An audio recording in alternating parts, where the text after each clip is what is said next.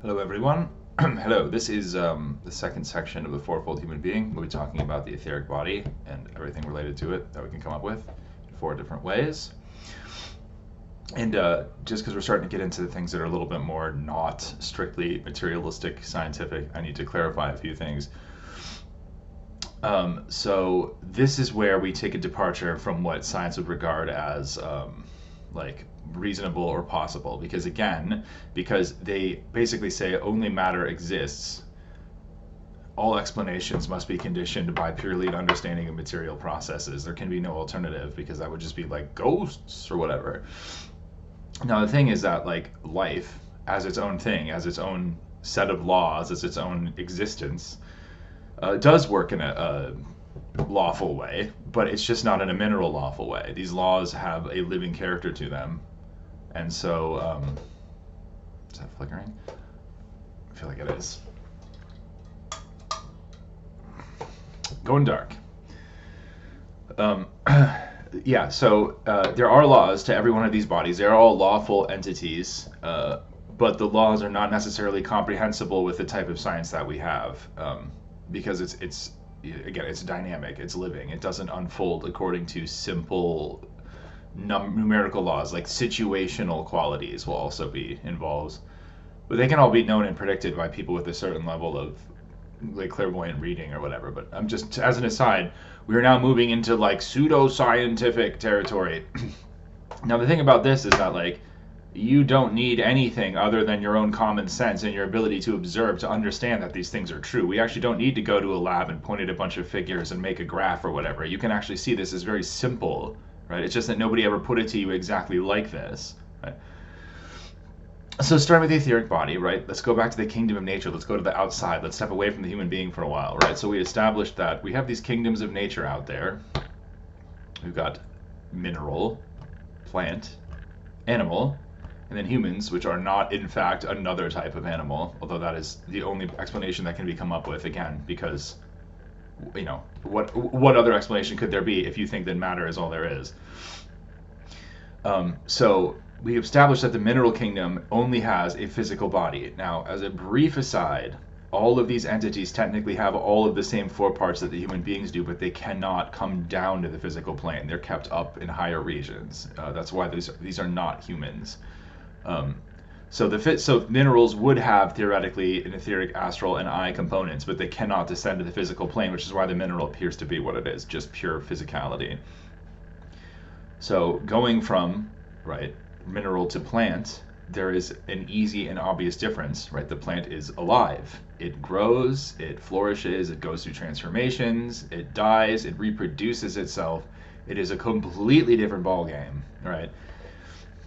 And so apparently, something about life is completely different from matter. Now, again, and I'm not trying to harp on the materialist science thing too much, but it's just important to understand that according to material science as it is constituted, there can be no such thing per se as life as its own thing.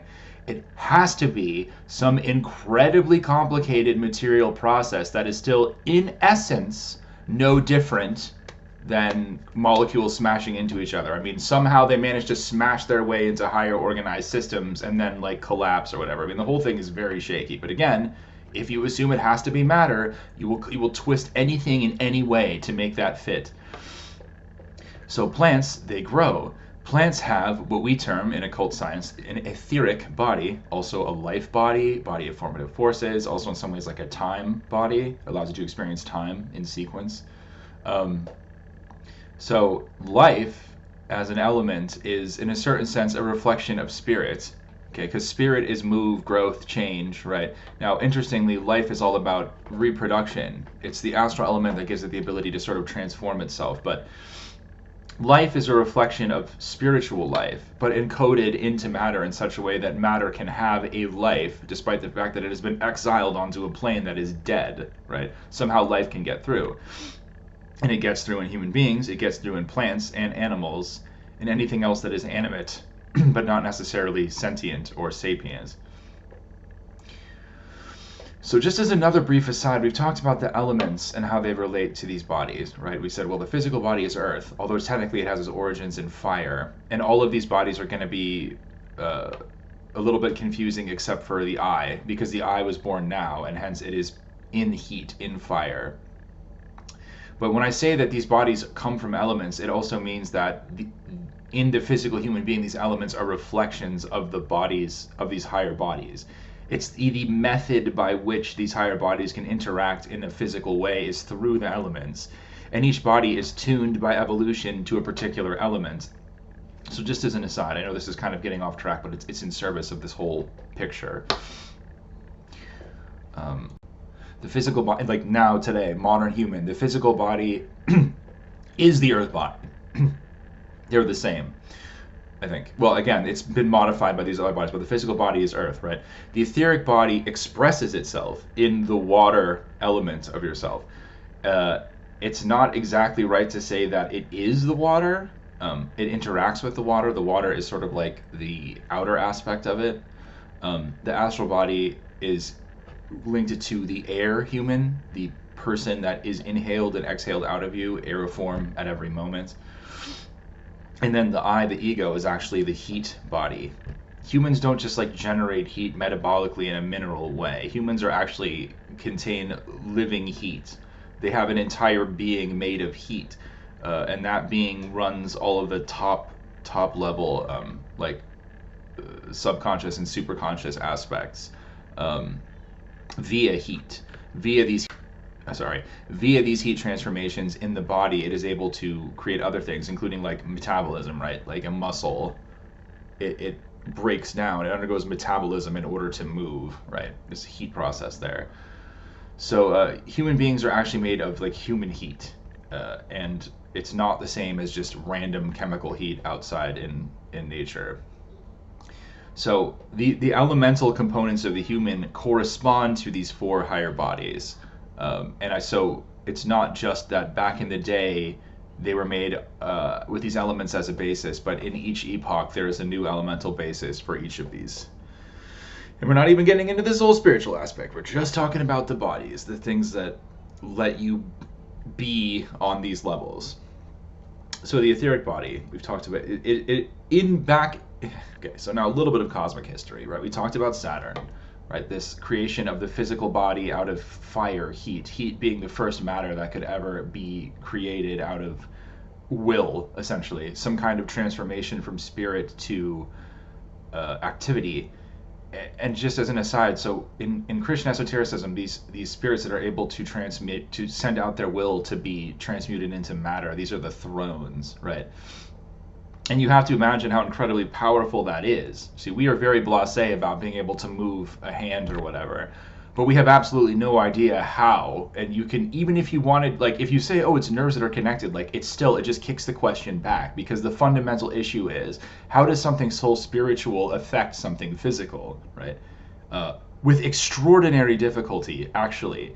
Thrones are insanely high-ranking spirits, and it took them some unfathomable amount of evolution to even get to that point where they were able to literally give of their own will substance for other beings to use as a substrate for their own evolution. So there was this giving of Akashic power, an incredibly high level thing that was done back then, and that allowed heat to be used by a certain group of beings to evolve themselves up from a human phase. And then everything gets packed up. It's like, all right, we did it, boys. We got this physical substrate, this heat substrate for the human, the archai, these other spirits have evolved. Everybody's moving up a step. Let's go back. Boom. So everything goes back, pralaya. It moves up to a higher spiritual level. There's some kind of break of uncountable time. And they're back for round 2, which is Old Sun. So one thing about the planet names that's useful is it lets you get kind of a visual idea of how large these systems were. Although large is relative, because space wasn't even really the same, or arguably didn't even exist in the way it does now. But old Saturn would have been as large as the orbit of Saturn in the solar system. Just it would have been like a hypergiant or whatever, right? And so for Sun, you go to Jupiter, right? Moon goes to Mars, and then Earth is, as you already know, the current solar system that we have. So these are large systems because they include all of the soul, spiritual, material components that would eventually be like the other planets. But Old Sun basically started, like, everything has to be redone in a new way. So all the things that all the spirits that, like, the universe itself learned from Saturn was brought back and then redone very quickly in a way that it would be set up for further evolution. And I don't want to go into the way that these cycles of seven nest into each other right now, because this is just an overview, and that's really more like a very specific historical understanding in terms of sevens, and it's extremely useful, but it just takes a long time to come to grips with, like the fractalness of it. So they came out, they recapitulated everything about Saturn. So they sort of started off where they ended, although it is different because now these bodies are not just physical, but they're ready to harbor something else. Through a process of densification that some other spirits undertook, flame was able to be pushed down into air, and also as a rarefication, something was pushed out of the top. Like when something goes down, something comes up. So heat split into air and light, right? So for the first time, you actually have visible light, and also something denser. So human bodies now were not merely a physical heat component, but part of their physical component was pushed down into air, which made room on the fire level for something new, in which case this is ether. Other spirits gave them life, right? Endowed them with an ether body. And so now you have a twofold human being with a airy physical sheath with a fiery life force flowing inside it. And so you have to be pretty flexibly minded, because this etheric quality is going to shift down to air in certain beings in the future, and then into water in us. So yeah, you just, things move rapidly, and you have to be willing to regard things in multiple ways in order to understand them. But it's not that bad. It just takes a little bit of flexibility. It's not like reading Philosophy of Freedom or whatever. So air and life, right? And so you could argue in a certain sense, and it's too complicated and it has too much potential to be regarded as a mineral, but really that is what existed, mere physicality. So the ancient human being could be considered to be a mineral, but in some kind of incredibly exalted way, like a mineral body, right? The sun humans were essentially like cosmic plants, like plants in the middle of this sun sphere that began to interact with the light and the air in such a way that, like, human beings became an archetype of plant life for the future. And all of the plants that are around us now are essentially like trying to do now on Earth what we were all doing 2 epochs ago, because that's where we are on this bizarre ladder, pyramid, whatever, that we're all on. So just that is a basic overview of the etheric body. We've got the kingdoms, right? The plants are a perfect example of this. You can learn so much about the nature of the etheric body by understanding plants, studying biology, any of that stuff, seeing the cycles, the patterns, the rhythms, the wisdom encoded into plants, and the way that they evolve. There is a lawfulness about it. Like farmers and gardeners know this, and certain scientists know this, but I don't think it's widely regarded as a separate idea that life, because vitalism was thrown out. They're like, what do you mean there's vital force? No, everything is just stuff. It's just all the same. It's reductive as hell. It's reductive to the point of blindness. However, I will say that is what gives science its strength. If it did not reduce to the point of blindness, it could not have given us all of these lovely advances that we have today, and also these terrible weapons. I mean, everything's a two-edged sword, right? So that is the basis of the life human.